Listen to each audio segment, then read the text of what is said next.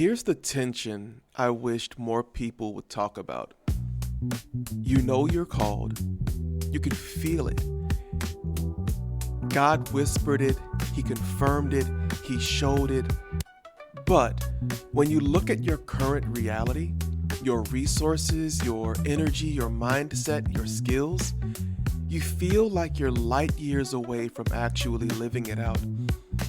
That's the war between calling and capacity. And if you're stuck in that war, then this episode is for you. Because we're not just going to talk about how to survive that tension. We're going to talk about how God uses it to shape you for what's next. Welcome to episode 11 of the Pursuit Podcast. I'm your host, JB, and let's get into it. So here's the truth nobody tells you about calling. Calling is not confirmation of capacity. See, just because God called you to lead doesn't mean that you're instantly ready to carry that mantle. Calling is often prophetic. It speaks to where God is taking you, not where you are right now. For example, when God told Abram, that he would be the father of many nations, he wasn't then. He didn't have the capacity for it, but he grew into the calling as he continued to live his life faithfully unto God.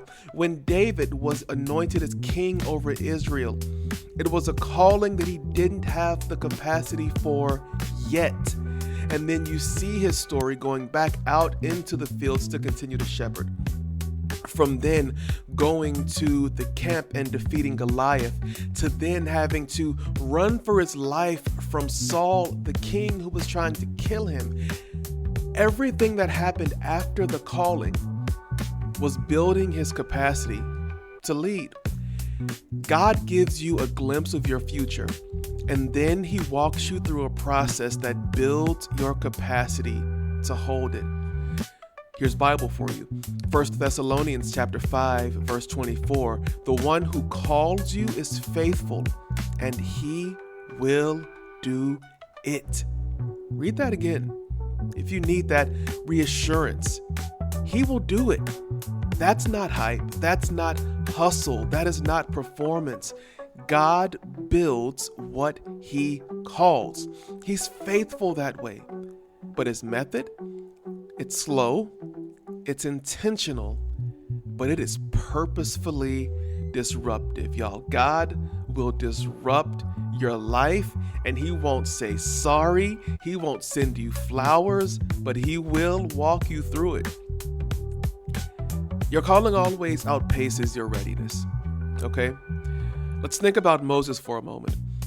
God called him to liberate an entire nation. Moses says, I can't speak. God says, perfect. Let's start there. And if you go back and if you look at that portion of scripture, Moses objects 3 or 4 times. And each time God rebuffs his objection. Let's think about Paul. He meets Jesus on the road to Damascus, but then he disappears into the wilderness for years immediately after his transformation, before he writes a single letter.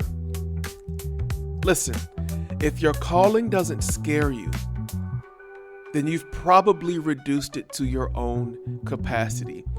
Whereas God will want you to scale up, your fear at looking at that calling will cause you to scale that calling down into something that you are currently able to do. How do I know this? How do I know this? I know this because I've done it, right? I know this because I've done it. When God called us to plant Pursuit Church, he called us to be a church for the community that brings people together. When God called us to do it, we didn't have the capacity for it. I'm an introvert.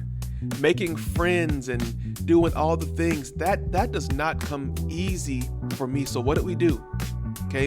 And I still believe that we did this in obedience. We started having gatherings, worship gatherings in our home and inviting people to come to that. In a sense, we became a come and see church versus what God was calling us to be, because what God is calling us to be is a little bit more frightening and we didn't feel ready for it. So even though we were still being obedient to God, we also were not being obedient because God had called us to be community. That means that your boy has to get outside of his introverted nature and find ways to engage with people. That was scary. So we took the calling and we scaled it down into what we knew that we were able to do. We lessened the capacity of the calling. When God was calling us to become more, He wanted to build more into our capacity, to build up our wells and storage for what He's calling us to do. And see, listen, God's not asking you to feel ready. He's asking you to be willing. And then He walks you through a process that hurts. It breaks you down. Because it's not just preparation for the calling, it's the transformation of the carrier. And those are two completely different things, but the transformation has to come before the fulfillment of the calling, lest the calling crush the carrier. And it is not God's will, leader. It is not God's will, pastor. It is not God's will, creative. It is not God's will, husband, wife, father, son, all the things. Whatever God has called you to, it is not His will that the calling upon your life crushes you, which is why you have to be transformed first. 2 Corinthians chapter 12, verse 9. It says this, Paul writes this, "But he said to me, my grace is sufficient for you. My power is made perfect in weakness. Therefore, I will boast all the more gladly about my weakness, so that Christ's power may rest on me." Now, we know that this is Paul talking about how he has this thorn in his flesh, and many have speculated about what it was. Some have said that it was a literal thorn. Others have said that it was something more spiritual or emotional. But whatever it is, he prayed and asked God several times to take this thorn away. And this was God's response to him. "My grace is sufficient for you, for my power is made perfect in weakness." But let's be real. Raise your hand if you want to start from weakness. I'm waiting. Nobody does. Nobody wants to start from weakness. We all want to flex. We want to feel strong. We want to feel capable and prepared. But here's what God is saying. He's saying, actually, I want to build something in you that doesn't collapse under pressure. And the only way that I can do that is through your lack, is through your brokenness. See, your weakness is the place where God starts building your capacity, which is why Paul says, "I will boast all the more gladly about my weaknesses," because he understands that it is in the weakness where God begins to dig the wells to build the capacity for what it is that God wants to do through your calling. So I want to make it plain for you right now. And I want to give you 4 ways that God grows your capacity to carry your calling. Okay? So number 1, God breaks your dependence on ease. Simply put, God will make you uncomfortable to grow your character. Why? Because no one levels up in soft spaces. A great tackler in football doesn't learn how to tackle by tackling cotton balls. And that sounds silly, but just think about it, right? A person never learns how to make tough decisions by only deciding which shoe to tie first. You learn how to make tough decisions by making tough decisions. You learn how to become a hard tackler by tackling things, moving targets that are hard to take down. So if you really want God to level you up, you have to be uncomfortable. And you have to be okay with that discomfort, knowing that it's in that discomfort that God is growing your character. Number 2, God tests your obedience in small assignments. I think we've said Luke 16:10 before on this podcast, where it says that whoever is faithful with little will be entrusted with much. So if you want platform, God will give you people to learn how to get along with. If you want reach, God will give you responsibility. There is nothing that you can ask God for that is not going to require more of you than you currently have in your tank. That's just the truth. Number 3, he confronts your false timelines.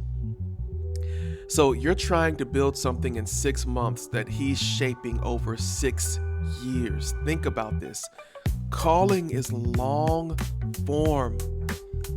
It unfolds in chapters, not sprints. And that's tough. And then number 4, he forces you to rely on grace, not on grind. For all my grind culture people out there, this one is especially for you.